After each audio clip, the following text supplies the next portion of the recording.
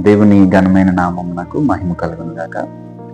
ప్రభునందు ప్రియులైనటువంటి మీ అందరికీ కూడా ప్రభువైన యేసుక్రీస్తు నామములో వందనాలు ప్రియులారా.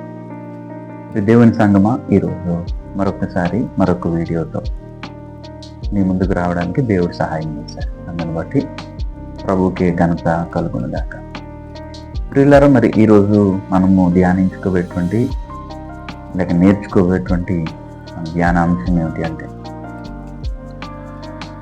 నీవు వేటితో నింపబడుతున్నావు అనేటువంటి అంశాన్ని ఈరోజు మనము నేర్చుకునేటువంటి ప్రయత్నం చేద్దాం.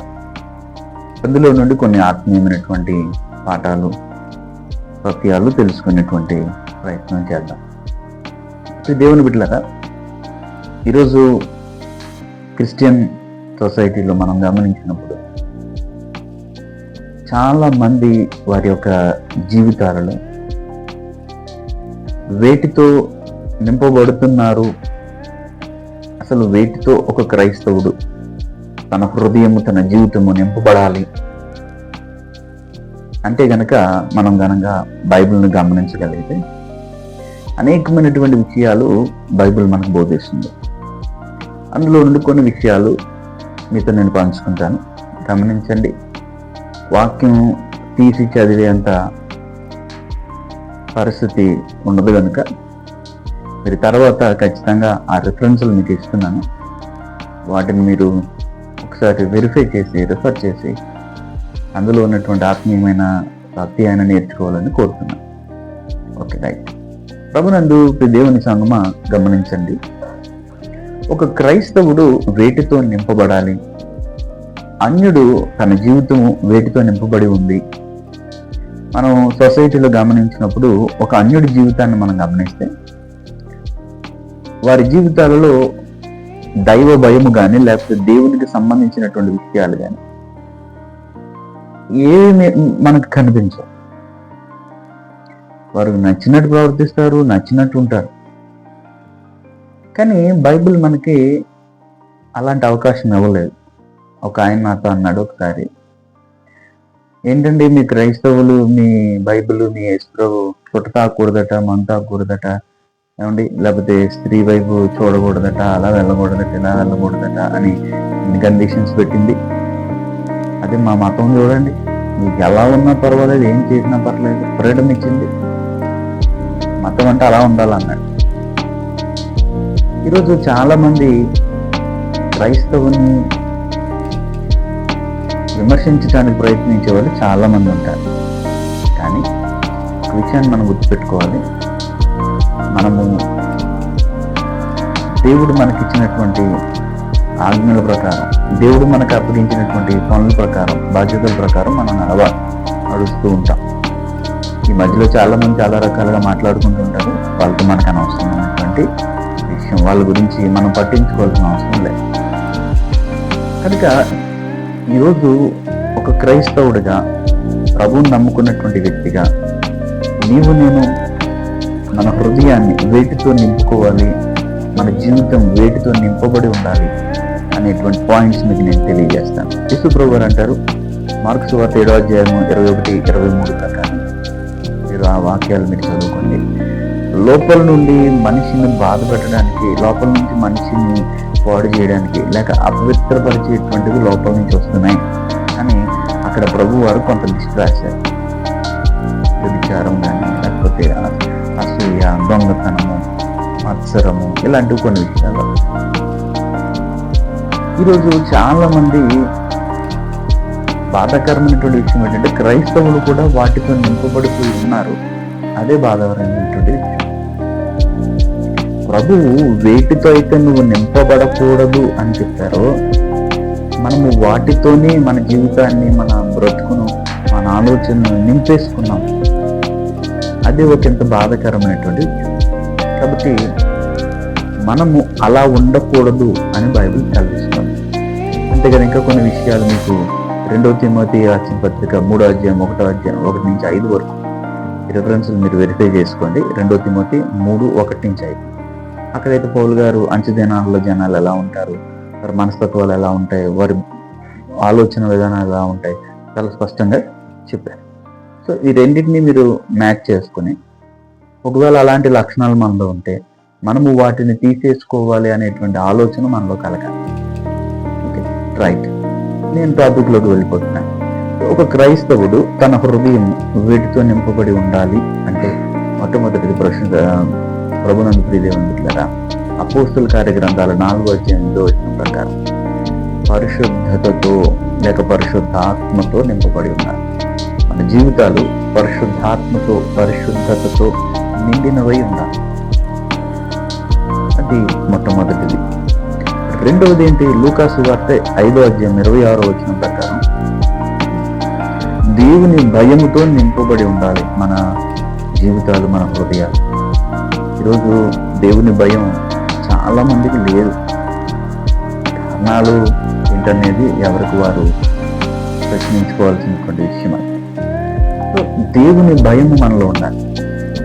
బైబిల్లో మీరు భక్తుల్ని గమనించండి, వారిలో ఇప్పుడు నేను చెప్పేటువంటి ప్రతి లక్షణం మీకు కనబడుతుంది. పరిశుద్ధత కనబడుతుంది, దేవుడు అంటే భయం కనబడుతుంది.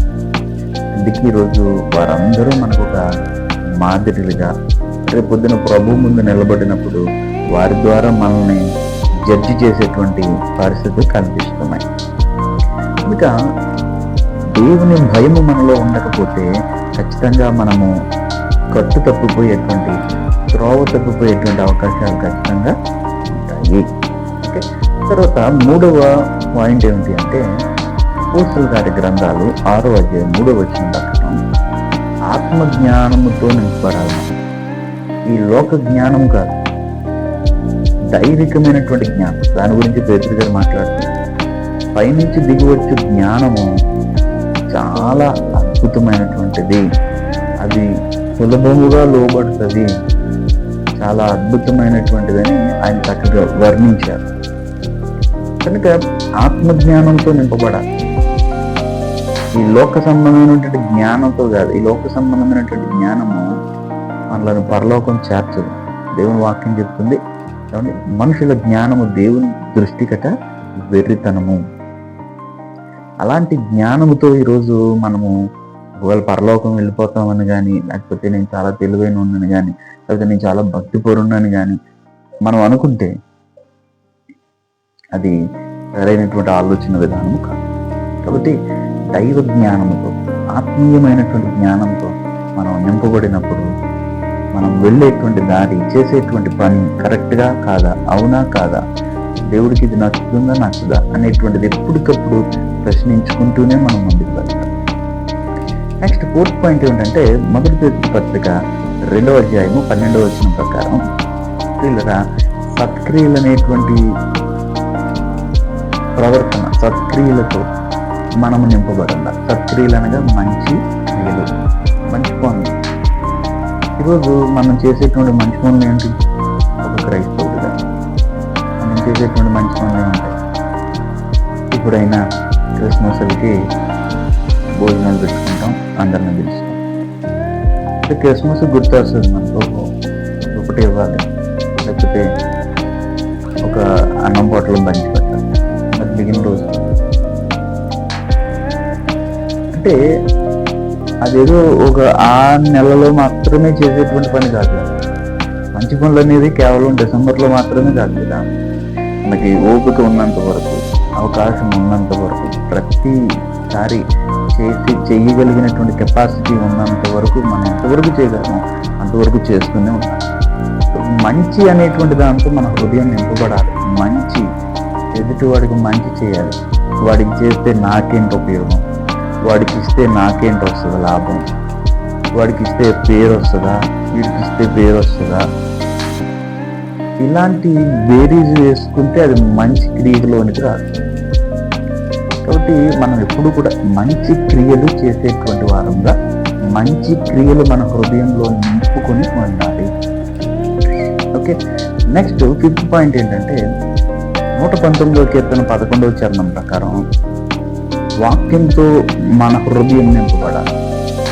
వాక్యం మన హృదయంలో ఉండాలి. మన హృదయంలో దేవుని మాటలు, మన మనస్సులో దేవుని మాటలు ఎప్పుడైతే ముద్రించుకుంటామో మనం చేసేటువంటి ప్రతి పనిని ఆలోచించి చేస్తాం.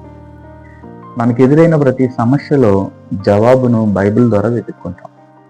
మనకు ఎదురయ్యేటువంటి ప్రతి పరిస్థితిని బైబిల్లో నుండి, ఓహో పలానా వ్యక్తి, పలానా ప్రవక్త, పలానా పాస్టర్ గారు, లేకపోతే పలానా భక్తుడు జీవితంలో ఈ సమస్య ఎదురైంది కదా, దానికంటే పెద్ద సమస్య ఇది కాదు కదా అని అంటే మనము మూవ్ ఆన్ అవడానికి అవకాశం ఉంటుంది.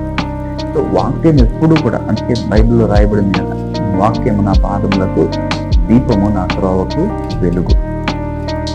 అలాంటి వాక్యాన్ని, శక్తి కలిగినటువంటి దేవుని వాక్యాన్ని మన హృదయంలో నింపుకోవాలి. దివారాత్రులు దీనిని ధ్యానించుకోవాలి. ధన్యుడు నచ్చినప్పుడు కాదు, అవసరమైనప్పుడు కాదు, గుర్తొచ్చినప్పుడు కాదు, దివారాత్రులు దేవుని మాటలను తలపోసుకుంటూ వాటిని ధ్యానించినప్పుడు వాక్యము మనలను బలపరుస్తుంది. మనుషులు బలపరచలేరు, కానీ దేవుని నోటి నుంచి వచ్చిన ప్రతి మాట కూడా మనల్ని బలపరుస్తుంది, కార్యం జరిగిస్తుంది. వాక్యంతో నింపబడాలి. ఇక 6వదిగా ప్రభునందు ప్రియ దేవుని బిడ్డలారా, కీర్తన 103వ కీర్తన 2వ చరణం ప్రకారం కృతజ్ఞతా భావముతో నింపబడాలి. ఒక క్రైస్తవుడికి కృతజ్ఞత ఉండాలి. సాటి వ్యక్తి మనకి ఏదైనా సహాయం చేసినప్పుడు మనము ఎంతో కొంత గ్రాటిట్యూడ్ అనేది చూపిస్తుంటాం. మరి దేవుడు మన జీవితంలో ఎన్నో కార్యాలు చేశారు కదా. కీర్తనకారుడు అంటాడు 103వ కీర్తన 2వ చరణంలో, అయ్యా నీవు నాకు చేసినటువంటి మేలులు, ఆశ్చర్య కార్యాలు నేను అసలు ఊహించడానికి కూడా ఊహకందనవు కదా, అవి వివరించడానికి కూడా అవో కదా, అన్ని కార్యాలు నా జీవితంలో చేసావు కదా అని కృతజ్ఞత భావాన్ని చూపిస్తున్నాడు.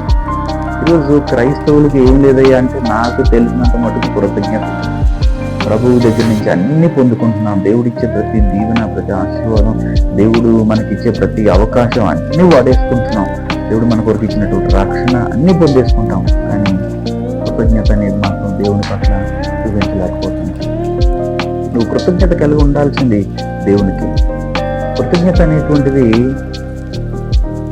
దేవుని కార్యాలను బట్టి, దేవుడు మన పట్ల చేసినటువంటి మేలులను బట్టి హృదయపూర్వకంగా మన మనసులోంచి వచ్చేటువంటి భావమే కృతజ్ఞత.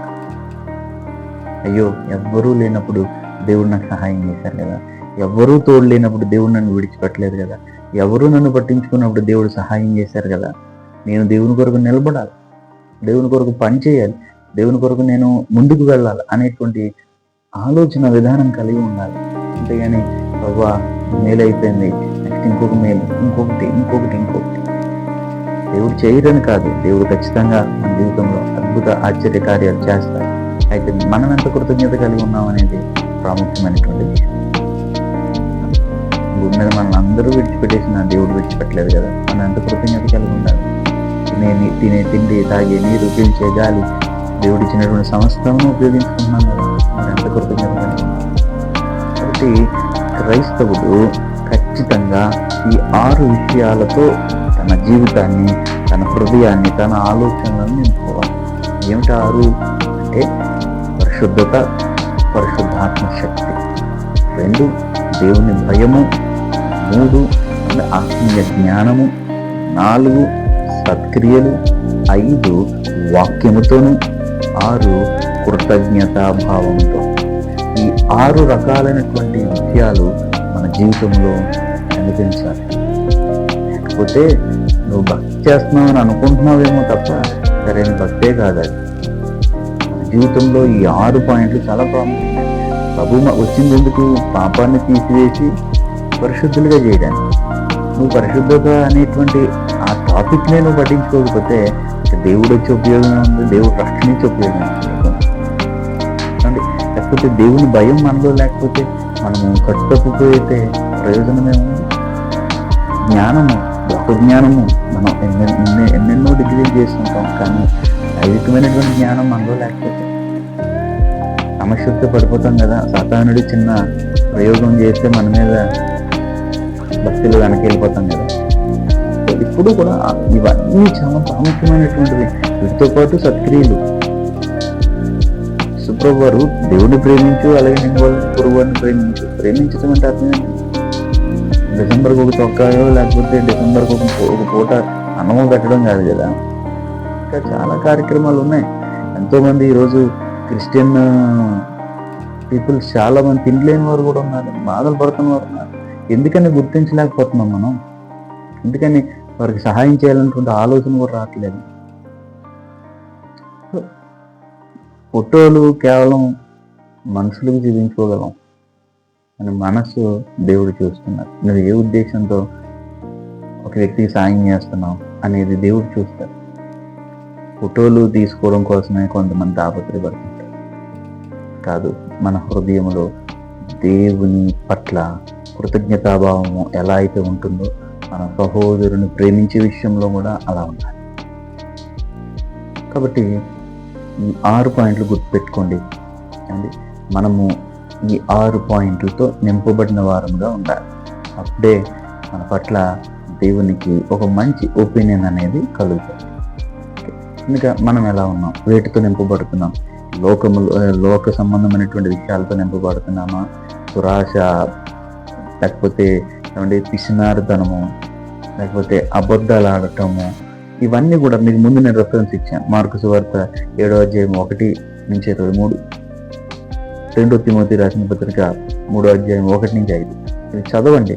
ఒకవేళ వాటితో నింపబడితే నిత్య నరకము ఖచ్చితంగా మీకే. కాదు, మీరు చెప్పినట్టుగా ఈ 6 పాయింట్లతో పరిశుద్ధతతోనూ, దేవుని భయంతోనూ, ఆత్మజ్ఞానంతోనూ, ఏమండి సత్క్రియలతోనూ, వాక్యముతోనూ, కృతజ్ఞతాభావంతోనూ ఒకవేళ నింపబడితే ఖచ్చితంగా దేవుడు మనం చూసి సంతోషిస్తారు. పరలోకాన్ని దేవుడు మనకి ఇస్తారు. సో వేటితో నింపబడుతున్నాం అనేది ప్రాముఖ్యం. ఒకసారి మనల్ని మనం చెక్ చేసుకోవడం అనేది ప్రాముఖ్యం. సో 2 వాక్యాలు పక్కన పెట్టి వేటితో నింపబడ్డాం, ఏవి మనలో ఎక్కువ క్వాలిటీస్ ఉన్నాయి అనేది ఒకసారి మనం చెక్ చేసుకుంటే కనుక ఖచ్చితంగా ఈరోజు ఒక మంచి ఆలోచన విధానంలోకి మనం వెళ్ళగలుగుతాం. కాబట్టి దేవుడు మనం వేటితో నింపబడాలని కోరుకుంటున్నారో వాటితో మన హృదయాలను, మన జీవితాలను నింపుకుందాం. ఈ లోక సంబంధమైనటువంటి సాతానుకి సంబంధించినటువంటి క్రియలతోనూ వాటితోనూ నింపబడితే దానివల్ల మనము చాలా నష్టపోయేటువంటి అవకాశాలు ఎక్కువగా ఉన్నాయి అనే విషయాన్ని మీ అందరికీ ప్రేమపూర్వకంగా తెలియజేస్తూ దేవుడి కొద్ది మాటలు దీవించును గాక. ప్రభు పేరిట మీ అందరికీ వందనాలు.